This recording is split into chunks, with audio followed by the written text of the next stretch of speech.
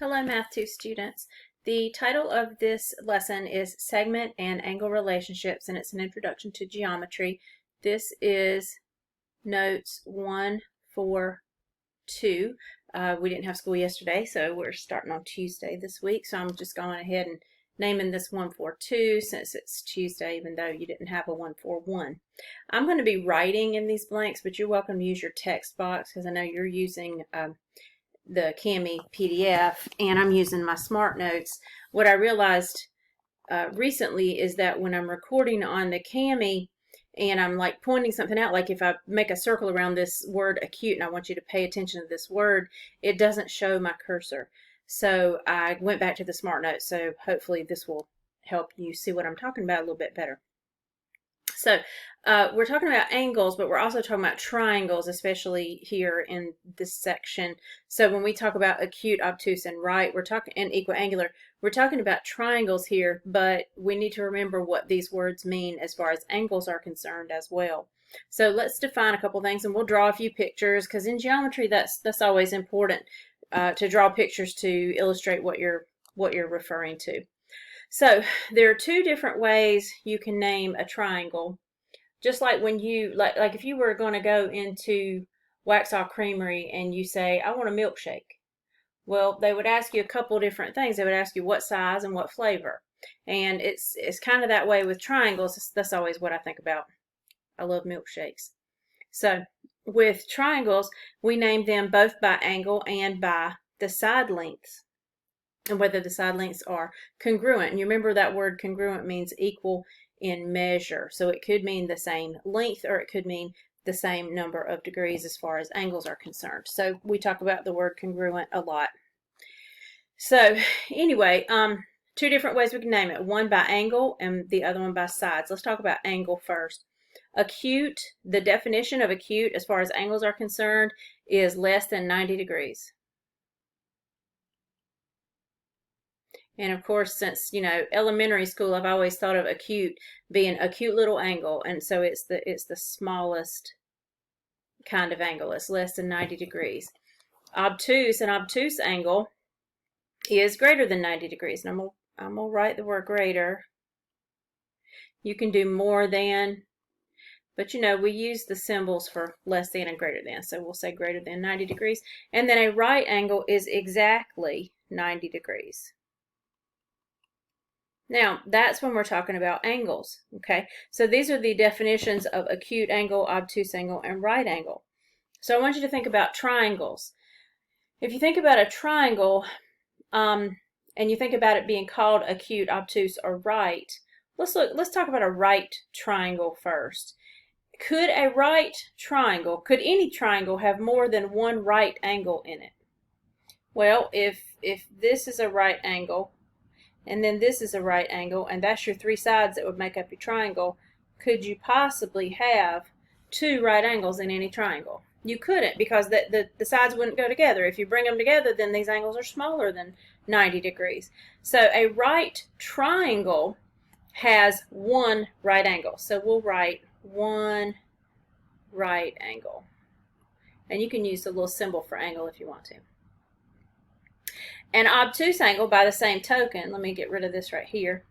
An obtuse angle, could you have more than one obtuse angle in a triangle? Well, if that's an obtuse angle, and that's an obtuse angle, then, and these are your three sides, and a triangle has three sides, you can't put those sides together and make a triangle. So an obtuse triangle has one obtuse angle,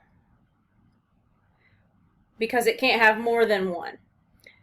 Now, an acute triangle, on the other hand, I could have three acute angles. I could have three angles that are less than 90 degrees. So an acute triangle actually has three acute angles. And again, you can use that symbol. Equiangular, what that means is that the three angles are the same measure. And if you think about it, if you remember that in a triangle, the three angles add up to 180 degrees, then we could figure out what these angles equal. And that's where this triangle sum theorem comes in too. Triangle sum theorem tells us that when the sum of the angles in a triangle, and you can do a little symbol for your triangle if you want to. In a triangle, I'll say is, not, I'll start to say adds up to, is 180 degrees. So any triangle, if you add up all the angles in any triangle, you get 180 degrees. So if you get 180 degrees and you got three angles that are the same measure in this triangle, this equiangular triangle, that means that each angle is 60 degrees. 60, 60, 60, that's 180. All right, so let's talk about the sides. Naming a triangle by the sides. So let's go with equilateral first. We know that equa means equal or same measure, and lateral, okay, if you're a football fan, you know what a lateral pass is. It's a pass to the side. So lateral means side, so this means equal sides. So an equilateral triangle would have three sides that are all congruent to each other. In other words, they're all the same measure.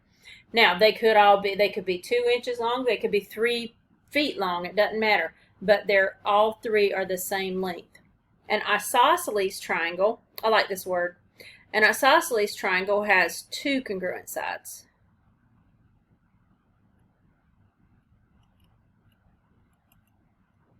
And the way we would, and I'll show you down here in a second, the way we would kind of denote that, in other words, the way we would show that is we might put these little tick marks like these, little hash marks like this. So we'd have one there, one there. That means those two sides are congruent to each other.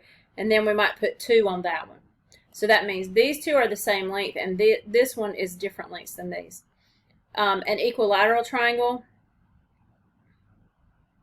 looks more like that. You might see one of those tick marks on each side. A scalene triangle is no sides, no congruent sides.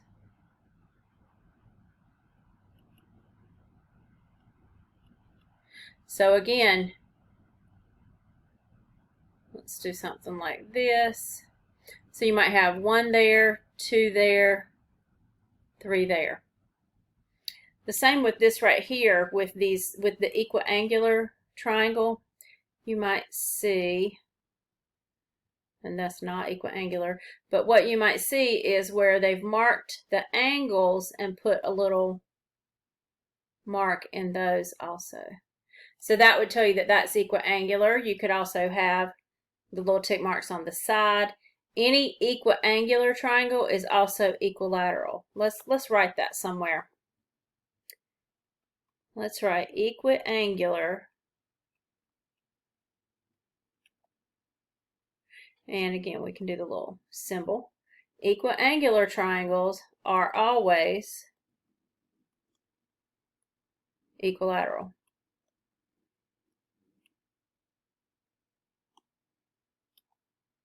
About to spell it wrong.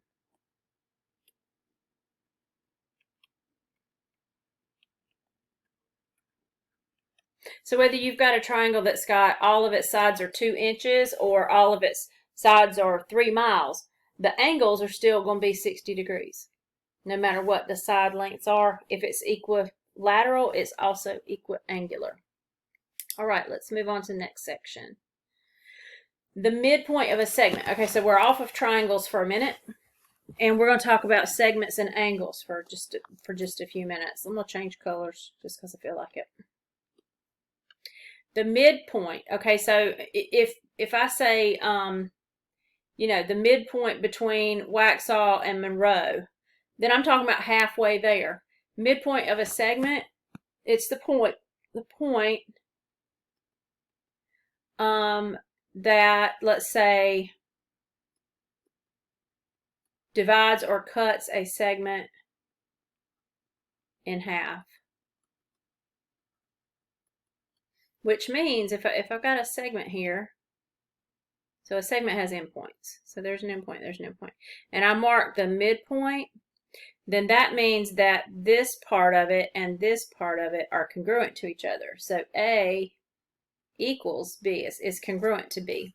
So that's important to know, because some of our problems that we might see later, and you don't have to write this part down, but you might see something like this where you've got this segment and then you've got like this point right here, and this says x plus 2 and this says 2x minus 4 or whatever, and they say C is the midpoint of this segment. Solve for x.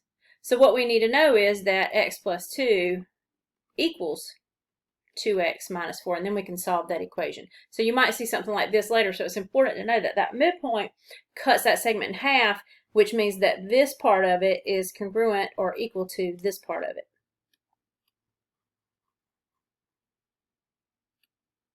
Okay, bisect also means to cut in half, or to, let's say, cut into 2 equal parts. Now, bisect, we could be talking about a segment, we could be talking about an angle. So if you had like a 90-degree angle like this, and I said that red segment right there bisects that angle, that means this angle is 45 and this angle is 45. It bisects it, it cuts it in half. So remember that too, because we'll probably have some problems that have that kind of information on it. All right, vertical angles are formed when you have two lines that intersect each other. Okay, so there's a couple different ways we can think about this. You write down the word and write this in quotes. Write bow ties. And I'll show you what I mean in a minute. So vertical angles are congruent angles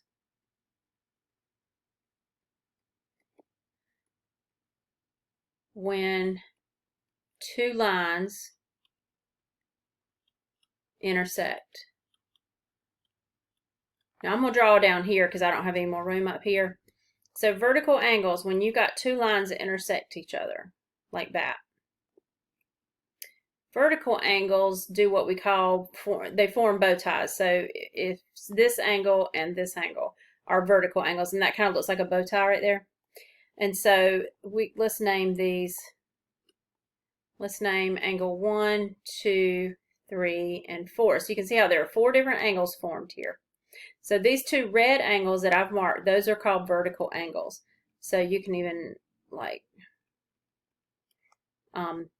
label those. And then let's do the other 2. These are also vertical angles. The green ones are vertical angles as well.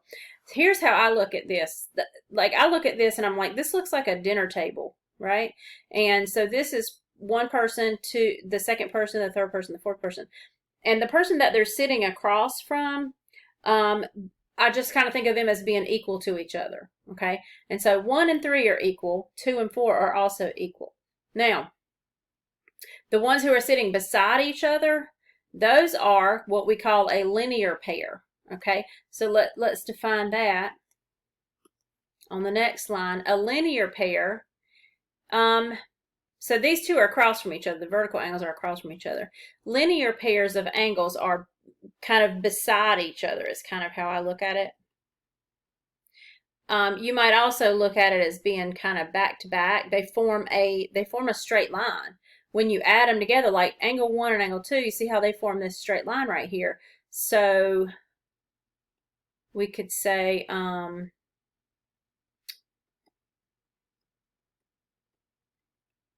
they form a straight line. And a straight line, you know, is, well, you might know this, is 180 degrees.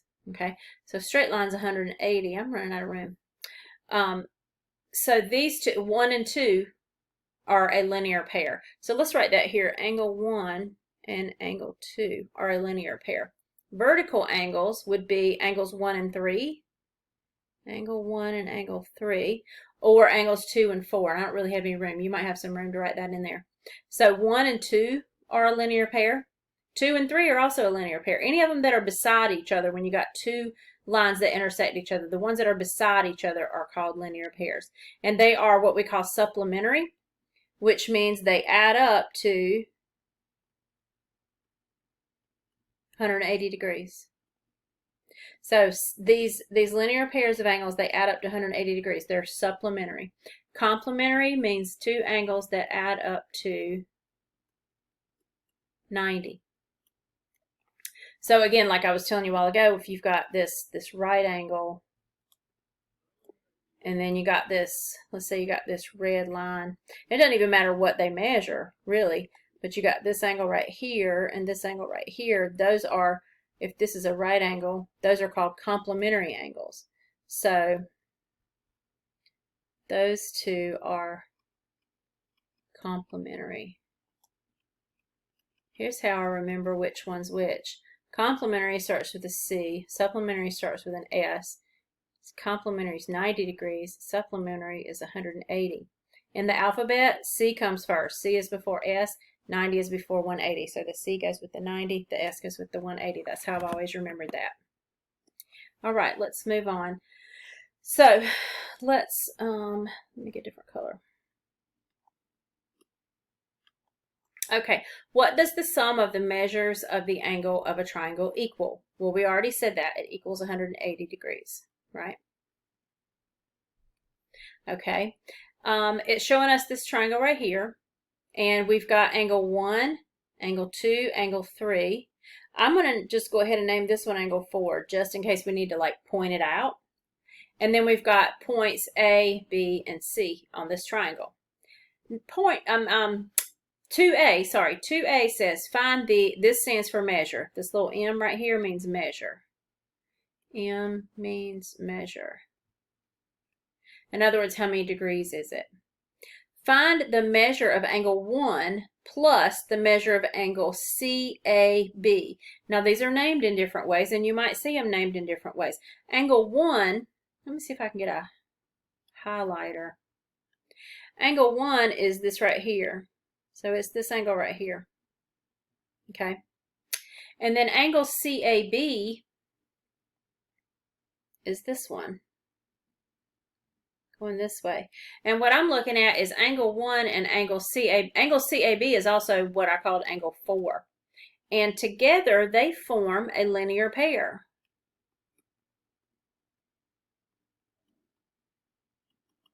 Which means together they equal 180 degrees. So look at that again. You've got angle 1 and you've got angle 4. And together they are 180 degrees. They're that line. They form that line. So this angle just kind of cuts that line at a point. All right, let me get rid of what I just did. All right, let's look at the next one. And I'm going to put that 4 back in there too. We're calling this angle 4. CAB, again, if you are naming an angle with 3 points, the middle one is always the vertex. It's always that point right there. Okay, find the measure of angle 2 plus the measure of angle 3 plus the measure of angle CAB. Well, let's see. Oops. 2 is this one. 3 is this one. And we already said CAB and 4 are the same thing. So that's that one. That one. Oops. And that one. And all 3 of those make up that triangle. So all 3 of those together is going to be 180 degrees. Using parts A and B, what do you know about the measure of angle 1 plus the measure of angle 2? Wait, the measure of angle 1, sorry, and the measure of angle 2 plus the measure of angle 3. Okay. So if 4, let's see, how do I want to say this? If I add up angle 2 and angle 3, and then I subtract from 180, I'll get the measure of angle 4.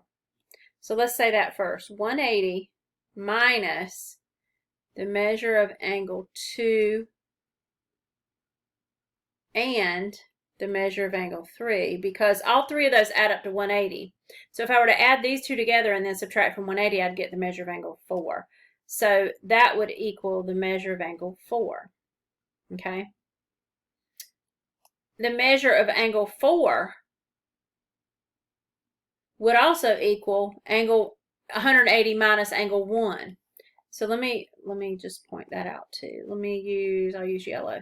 So angle 1 right here and angle 4 are supplementary.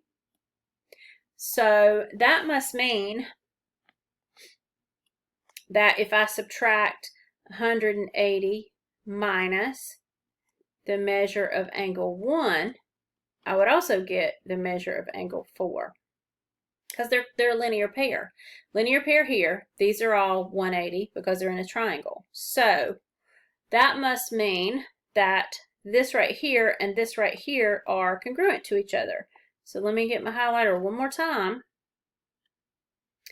This and this must be congruent because 180 minus this is the measure of angle 4, and 180 minus this is the measure of angle 4. So that means the measure of angle 2 plus the measure of angle 3 equals the measure of angle 4. All that is that's an exterior angle theorem. So that's all they're trying to get you to see is when you add up this and this, you get this. Pythagorean Theorem. I'm going to just tell you what it is. It's a squared plus b squared equals c squared. What kind of triangle can you use what kind of triangle can you use Pythagorean Theorem? A right triangle. Let's draw a picture. So here's a right triangle. This long side, the side that's opposite of the right angle, this is called C, or the hypotenuse. And if you have side A and side B, if you take the square of this, if you say a squared plus b squared, that will equal c squared. Let me give you an example. I'm going to change colors. I'll give you an example with numbers. Let's say this side is 3, this side is 4, and this side would be 5. 3 squared, so a squared, plus 4 squared must equal 5 squared. Move this down a little bit.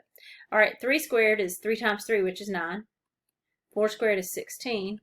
5 squared is 25. 9 plus 16 is 25. So what that tells me is that 3, 4, and 5 could be a right angle. But that's the relationship between the sides in a right angle. This side squared plus this side squared always equals this side squared. Okay, so we have some really quick exercises here. 4 and 5 say classify each triangle as acute, right, or obtuse, and then 5 says classify as scalene, isosceles, equilateral. I want you to pause your video and see if you can remember what these mean and identify these, and I'm going to do the same thing while I pause my video. Okay, so across the top you should have gotten right, acute, obtuse, and then across the bottom, scalene, isosceles, equilateral. That's all the time I'm going to spend on these. All right, solve for x in each triangle. So I know that this plus this plus this equals 180. So x plus 56 plus 37 equals 180. 56 plus 37 is 93. So subtract 93 from both sides. I'm not going to teach y'all how to solve equations. You should know how to solve equations by now. 180 minus 93 is 87. So x equals 87 degrees. All right, let's look at, let's go to this one. No, actually, we'll go to this one right here. Okay, so all of these added up together equals 180. So let's see if we can figure this out. 2x plus 25 plus 8x plus 35 equals 180. I can just combine like terms. This and this is 10x. 25 and 35 is 60. Now just solve for x. 10x equals, that's 120. Divide by 10. X equals 12. Now it's asking us what x equals. It's not asking us like, what does this angle equal? If it was asking that, we would multiply the 8 times the 12 to get the measure of this angle. All right, solve for x. So Oh, excuse me. Ooh. Okay, so if this is 120, this plus this is 180. So if this is 120, this is going to be 60. And then x plus 74 plus 60 equals 180. 74 plus 60 is 134. Let me subtract that from 180. That is 46. So it would be 46 degrees. That one goes with the one above it. Okay, let's keep going. Solve using Pythagorean Theorem. Okay, so we said, and we're going to write down Pythagorean Theorem. A squared plus B squared equals C squared. Now on these triangles, the only one that really matters that you get it right is the C, and that is across from that that right angle. So 5 is C. These are really interchangeable, so it doesn't really matter which one if we list this one is A or B, whatever. So if this is A and this is B, then that means x squared plus 3 squared equals 5 squared.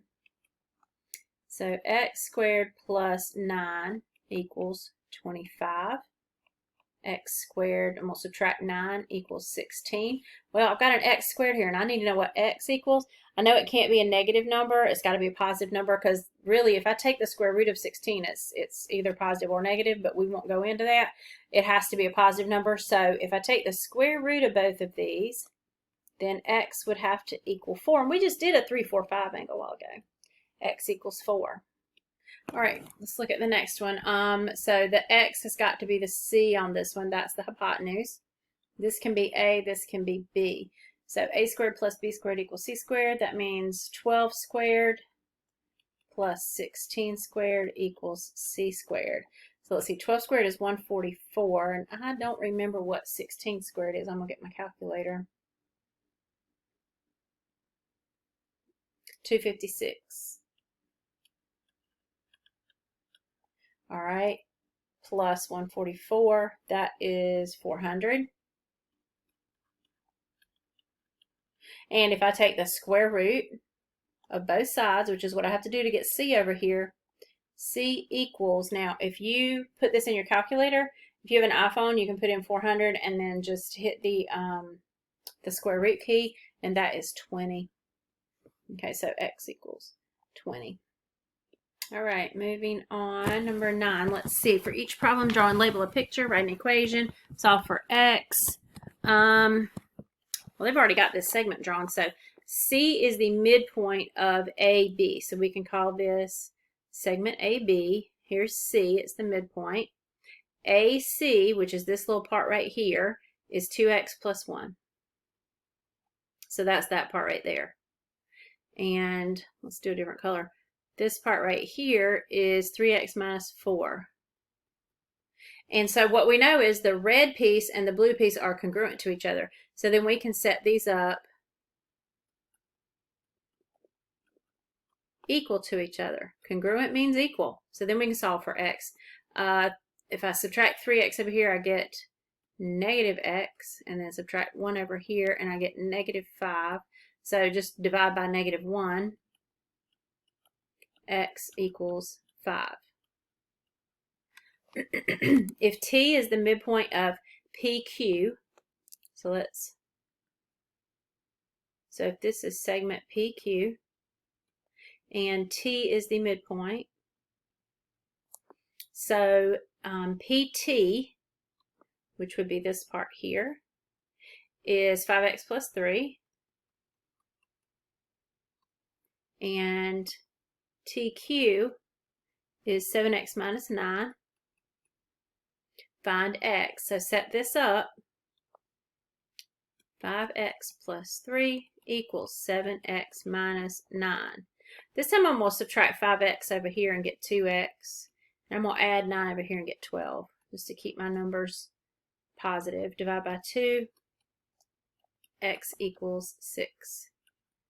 All right, and then number 11, the measure of angle 1 is 4x minus 3. 4x minus 3.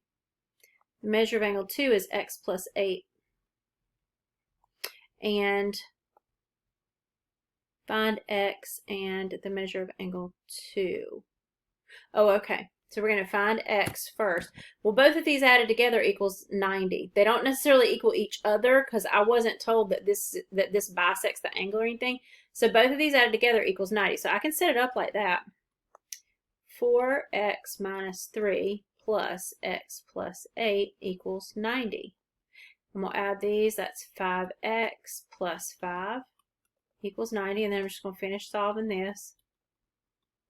Divide by 5. I want to make sure. Okay, so x equals 17, but that's not where we stop. It says find x and the measure of angle 2. The measure of angle 2 is x plus 8.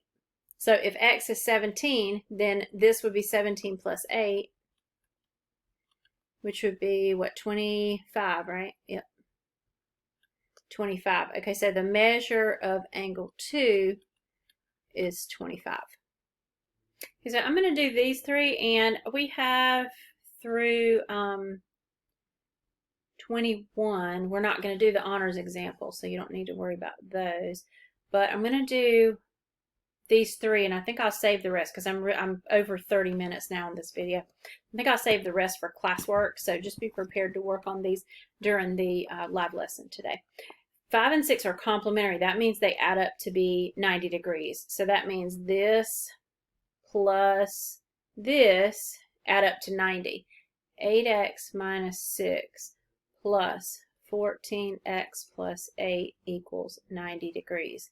8x plus 14x is 22x, and 8 minus 6 is plus 2 equals 90.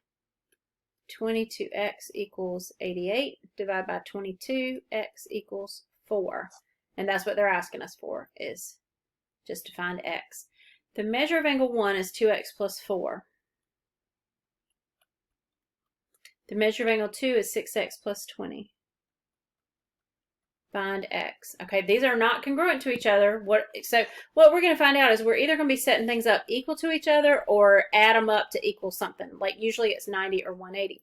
This is a linear pair right here. So the two of those together add up to be 180. I'm going to switch colors. I think this is a really dark color I'm using. So 2x. And let me show you another trick. I'm just going to show you this. Before you even write it all down, what you can do is just add the 2x and the 6x over here. And then write it over here, that's 8x. Add the 4 and the 20, plus 24. And together, they're 180. So then you solve for x from there. So subtract 24. 8x equals 156. Divide by 8. Whoops, I multiplied times 8 by mistake. Let me make sure I did this right. That's 8x, 24, 180, minus 20, because I'm getting a decimal. I just want to make sure. Yep, 19.5. If you see something I did wrong there, let me know when you come to the live lesson. 3 and 4 are supplementary. That means they add up to 180. Angle 3 is this. And angle 4 is this. So this plus this is 180. I'm just going to add these as I go. 12x plus 3x, that's 15x. 45 minus 15, that is plus 30, equals 180. 15x equals 150. Divide by 15. I know this is messy, I'm trying to hurry. X equals 10.